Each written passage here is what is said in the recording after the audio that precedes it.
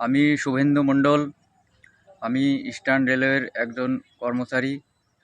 গত 2023 সালের অক্টোবরে আমার সামান্য একটু ভুলের জন্য রিমুভ ফ্রম সার্ভিস হয় এবং তারপর 2024 সালে পুনরায় আমাকে নিয়োগ করা হয়।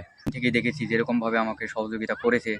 হ্যাঁ, হ্যাঁ, এদের ঐকান্তিক প্রচেষ্টায় আমি যেরকম উপকৃত হয়েছি, 4 জনও সেইভাবেই উপকৃত হয়েছে।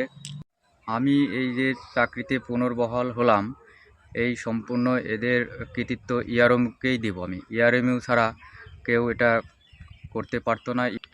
ইআরএমইউ নেতৃত্বকে ধন্যবাদ এবং আগামী ডিসেম্বরের 4, 5, 6 তারিখে যে সিক্রেট ব্যালট ভোট আছে, সমস্ত কর্মচারীদের আহ্বান করব তারা যেন এই ইউনিয়নটাকে বাঁচিয়ে রাখার স্বার্থে সবাই ইআরএমকেই আশা করছি ভোটটা দেবেন। ইআরএমই বেঁচে থাকলে আমরা সবাই সে উপকৃত হব এই আশা রাখি। সব কর্মচারীদের ধন্যবাদ জানাই।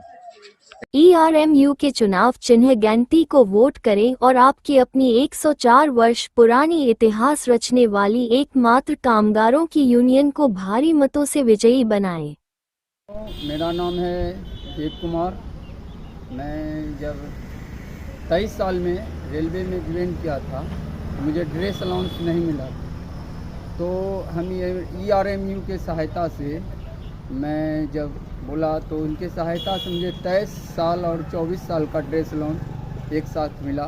इसलिए हम ईआरएमयू का शुक्रगुजार हूँ और इस साल इलेक्शन में हम लोग आरएमयू के साथ हैं।